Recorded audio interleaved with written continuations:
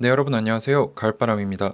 오늘은 엔비디아 GTC에서 이제 CEO가 기조 연설을 했습니다. 키노트 연설을 했었는데 거기서 이제 아이온큐와의 협업을 언급을 했어요. 그래서 이 GTC 행사에서 했던 얘기들 그리고 아이온큐에 대해서 어떤 얘기를 했는지에 대해서 한번 쭉 살펴보도록 하겠습니다. 우선 첫째로 이 엔비디아의 가을 GTC 2021이 현재 열리고 있습니다. 근데 키노트가 이제 핵심 인물이 나와서 하는 연설인데 이제 CEO인 젠슨 후앙이라는 이제 중국계 미국인인데요. 이분이 이제 어제 한국 시각 오후 5시에 키노트 연설을 했습니다. 그래서 이 GTC라는 행사가 뭔지 한번 살펴보시면 세계적인 전문가들, 혁신적인 기술 세션, 그리고 최신 사례 등을 소개하는 곳인데 이제 뭐 AI 컨퍼런스라고는 하는데 뭐 AI, 컴퓨터 그래픽, 데이터 사이언스 등 뭐 여기에 양자 컴퓨팅도 포함이 되고요. 그래서 수천 명의 혁신가 연구원, 뭐 경영진, 리더들, 의사 결정권자들 그리고 뭐 대학 교수들도 참여를 할 거고요. 그래서 이제 CEO인 젠슨 황의 키노트가 이제 어제 있었습니다. 그래서 발표 내용이 여러 가지 주제가 있는데 첫 번째는 옴니버스입니다. 이제 옴니버스가 뭐냐면은 엔비디아의 옴니버스라는 플랫폼인데 엔비디아 RTX GPU와 픽사, 그 애니메이션 만드는 픽사라는 회사의 유니버설 씬 디스크립션이라는 거를 같이 뭐 통합해서 이제 실시간으로 그래픽과 시뮬레이션을 할 수 있는 플랫폼이라고 합니다. 그래서 이렇게 뭔가 이 현실 세계를 그래픽화 시킬 수도 있고 이렇게 시뮬레이션을 해서 어떤 일을 할 수 있나 찾아봤더니 한 번 클릭으로 레이 트레이싱이라는 기술을 적용한 고품질 모델을 휴대폰, 태블릿, 브라우저를 통해 이렇게 서로 공유하면서 볼 수 있고 그래서 간편하게 서로 검토할 수 있고 실시간으로 공유하면서 수정도 가능하고 이거를 활용을 해서 이제 뭔가 그래픽을 활용할 수 있는 이러한 부서들 간의 소통이 효과적으로 이루어질 수 있는 이제 엔비디아가 밀고 있는 플랫폼이라고 볼 수 있을 것 같습니다. 그래서 여기와 관련돼서 옴니버스 레플리케이터라는 거를 발표를 했는데 합성 데이터 생성 엔진으로 더 좋은 디지털 트윈스를 만들어 조직을 도울 수 있는 도구라고 합니다. 그래서 현실에서 사용할 수 있는 더 좋은 AI를 기반으로 하는 툴인데 그래서 디지털 트윈스가 뭔지 몰라서 찾아봤더니 미국의 GE가 주장한 개념으로 컴퓨터 안에 현실과 똑같은 사물의 쌍둥이를 만들고 현실에서 발생할 수 있는 상황을 컴퓨터로 시뮬레이션해서 결과를 미리 예측하는 기술이라고 합니다. 그래서 제조업, 다양한 산업, 그리고 사회 문제들을 해결할 수 있는 기술로 주목받고 있는데 이거를 이제 할 수 있는 것이 옴니버스라는 곳이고 이제 옴니버스를 뭔가 더 개선한 옴니버스 레플리케이터를 발표를 했다고 합니다. 그래서 레플리케이터로 만든 두 개의 별개의 애플리케이션, 응용 프로그램을 소개를 했는데 첫째는 드라이브 슬림, 두 번째는 아이삭 슬림. 그 드라이브는 뭐 이름에서도 나올 수 있듯이 차량과 관련된 가상 세계고 아이삭은 이제 이삭이니까 조작 로봇, 인류와 비슷한 조작 로봇의 디지털 트윈을 위한 가상 세계를 발표했다고 합니다. 그리고 옴니버스 아바타 플랫폼을 소개를 했는데 아바타는 다 아시죠? 이것이 어떤 거를 하는 거냐면 현실을 복제하는 것을 넘어서는 기술인데 인간과 상호작용할 수 있는 AI를 만들었다고 합니다. 그래서 여기 보시면은 이게 아까 그 젠슨 황 CEO죠. 그 사람을 본뜬 아바타 AI를 만들어서 연구원이 서로 대화를 합니다. 그래서 이 사람이 뭘 물어보면 얘가 내부에 뭐 프로그래밍된 이런 AI 기반의 기술들로 답을 이렇게 얘기를 해줘요. 그래서 진짜 신기합니다. 그래서 3D로 그래픽으로 구현된 AI와 상호작용해서 엔비디아의 기술인 뭐 스피치 AI, 컴퓨터 비전, 자연어 이해, 추천 엔진, 시뮬레이션 기술 등을 연결을 해서 사람과 소통을 할 수 있는 AI 아바타를 만들었다고 합니다.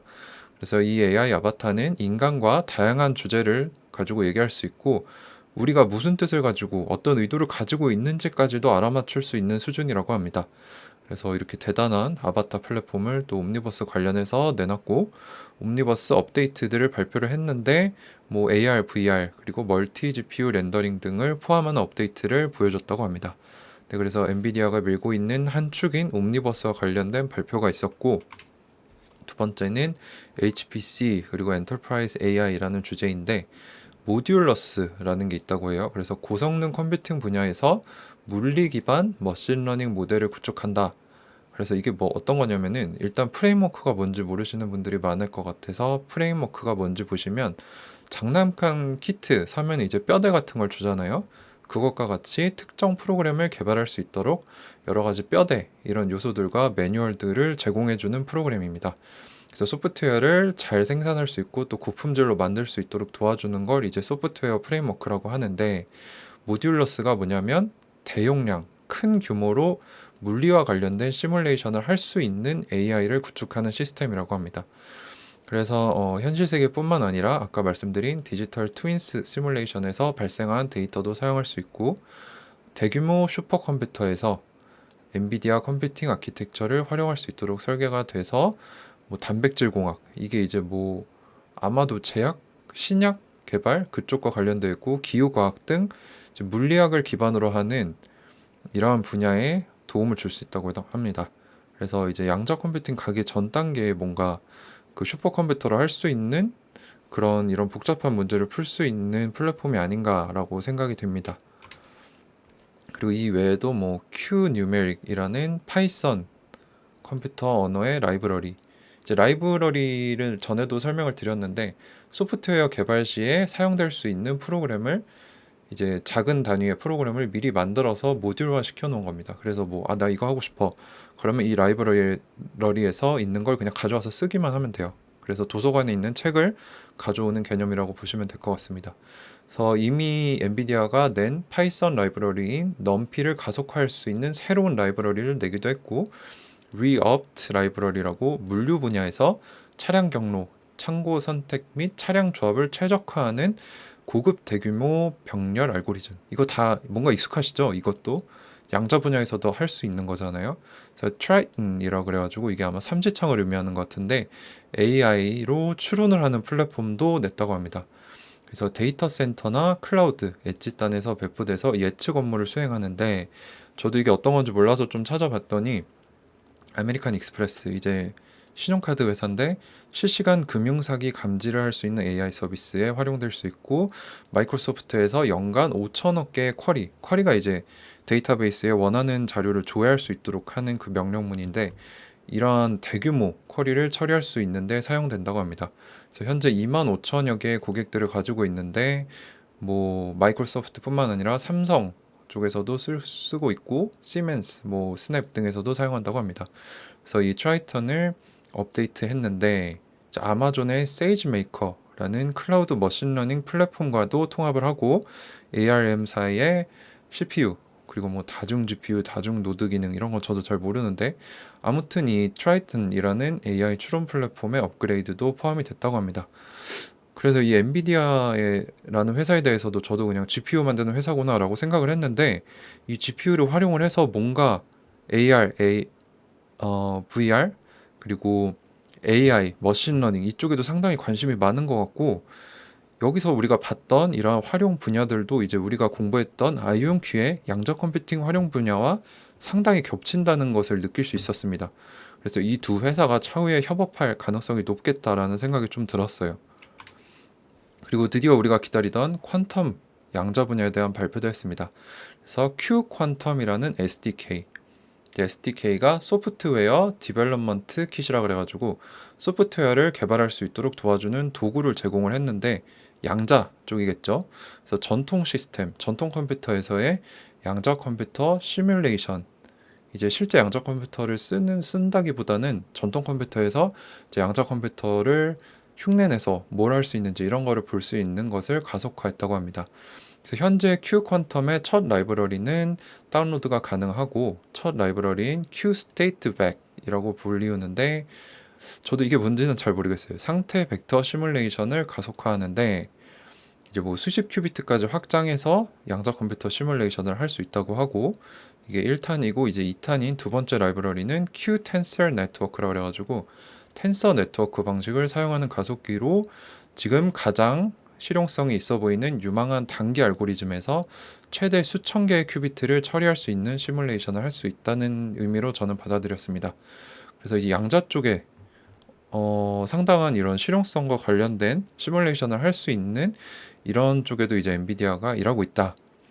그래서 엔비디아의 QStateVec는 큐심, 이게 이제 구글 퀀텀 AI의 시뮬레이터라고 합니다. 그래서 구글과 관련된 이쪽에 통합을 시켜서 구글의 양자 컴퓨터 프로그래밍 오픈소스 프레임워크인 Circ와도 사용 가능하다. 그래서 엔비디아는 이미 구글과 긴밀하게 협업을 하고 있고 12월에는 Qstate Back를 Qsquid 이거는 또 들어봤죠? Qsquid이라고 읽는 것 같은데 IBM 쪽과도 협업을 한다고 합니다. 그래서 이미 양자 쪽으로는 엔비디아가 발을 넓게 뻗치고 있는데 구글, IBM 뿐만 아니라 여기 보시면 아이온큐가 언급이 됐어요. 근데 여기서 중요한 점이 오크리지, 뭐 알곤, 로렌스 버클리 내셔널 레버토리, 퍼시픽 노스웨스트 내셔널 레버토리, 뭐 칼텍, 옥스포드, MIT 등 이런 유수의 대학, 학술, 연구기관 등은 나왔는데 개별 기업은 아이온큐가 유일하게 언급됐습니다. 그래서 아이온큐도 이제 이 Q 퀀텀을 자신들의 워크플로우에 포함하기로 했다고 했는데 여기서 언급됐다는 것 자체가 엄청난 파급력이 있다고 이제 저뿐만 아니라 우리 커뮤니티 분들은 생각을 하고 있어요. 왜냐면 이러한 엔비디아와 같은 빅테크가 어깨를 나란히 하는 곳은 구글과 IBM인데 이런 소규모, 어떻게 보면 소규모라고 하기도 애매한 그 사이즈지만 아이온큐가 언급됐다는 건 상당히 의미가 있고 차후에 뭔가 나오지 않을까 거기에 대한 힌트라고 저는 개인적으로 생각하고 있습니다. 그리고 또 엔비디아는 Q 퀀텀을 활용해서 맥스컷이라는 문제 해결을 위한 사상 최대의 양자 알고리즘 시뮬레이션을 제작했다고 합니다. 이제 맥스컷 문제는 대규모 컴퓨터 네트워크를 설계할 때 그 수십억 개의 실리콘 경로가 있는 최적의 칩 설계라고 해야 될까요? 레이아웃을 찾고 물리학 분야를 탐색하는 데 사용되는 알고리즘인데 이제 엔비디아가 양자 알고리즘 쪽에도 손을 뻗치고 있다. 그래서 여기서 이제 보시면은 인더스트리 파트너스라고 해가지고 뭐 파스칼이랑 사이퀀텀도 있었는데 아이온큐도 이렇게 사진으로 언급이 됐습니다. 그래서 차후에 협업이 가능하다라는 힌트로 뭐 지금도 하고 있지만 더욱 명백한 협업은 차후에 나오지 않을까라고 생각을 하고 있고요. 또 헬스케어 쪽에서 엔비디아가 발표한 내용을 보시면은 엔비디아의 새로운 GPU 기반 기술인 DGX 시스템 등을 활용해서 종양학 쪽에도 뭔가 하고 있고 그 텍사스 대학에서도 이제 악성 암으로 발전한 가능성이 높은 게 어떤 방향인지 파악해줘서 이제 뭐 암을 치료하는 쪽에도 이제 회선신경망이라고 해가지고 엔비디아 제품을 또 쓰고 있나 봐요.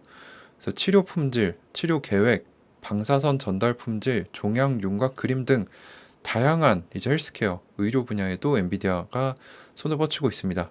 그래서 엔비디아 클라라 디스커버리 프로젝트라는 게 있는데 수십억 개의 잠재적인 약물 분자가 우리 몸속에서 어떻게 상호작용하는지에 대한 통찰력을 얻도록 도와준다고 합니다.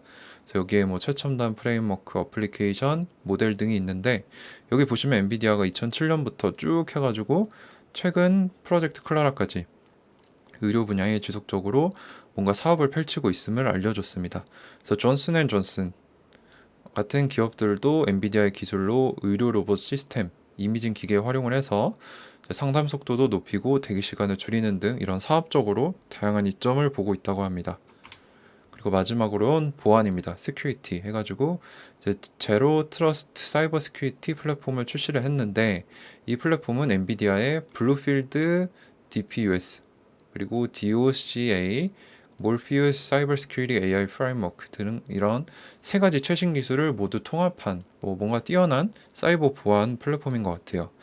그래서 이제 데이터 센터를 운영하는 기업들에게 더 높은 수준의 보안을 제공한다고 하는데 이거를 활용을 하면은 이제 어플리케이션들을 인프라스트럭처에서 격리를 시키고 더 강력한 방화벽을 제공하는 동시에 엔비디아 가속이 없는 평범한 서버보다 최대 600배 빠른 속도로 위협을 지속적으로 모니터링하고 감지하는 가속화된 컴퓨팅 및 딥러닝의 힘을 제공한다고 합니다.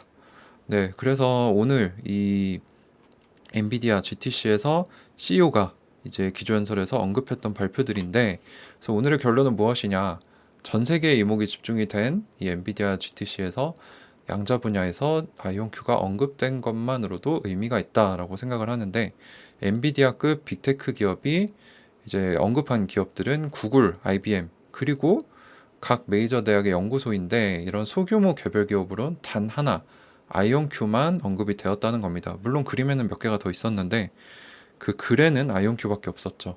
그래서 이제 아이온큐가 구글뿐만 아니라 엔비디아 등 빅테크 기업들과 협업의 범위를 넓혀가고 있다는 것을 알 수 있었고 이런 행사에 지속적으로 언급이 됨으로써 아이온큐의 인지도 또 상승이 되고 차후에 매출에서도 좋은 소식을 기대할 수 있지 않을까라는 기대를 한번 개인적으로 품어봤습니다. 네, 근데 제가 항상 말씀드리다시피 이것은 제가 정보 공유 차원에서 저 혼자 공부한 거를 나눠드리는 거지 절대로 매수 매도 추천이 아니므로 이런 아이온큐 투자에 대해서는 투자자분 스스로 고민해 보시고 결정하시고 책임지시기 바랍니다. 네, 그래서 오늘 엔비디아 GTC에서 CEO가 기조연설 하면서 어떤 얘기를 했는지, 그리고 거기서 양자 분야에서 아이온큐가 언급됐고 협업을 하고 있다, 이 부분에 대해서 설명을 드렸습니다. 네, 오늘도 긴 영상 시청해 주셔서 감사합니다. 가을바람이었습니다.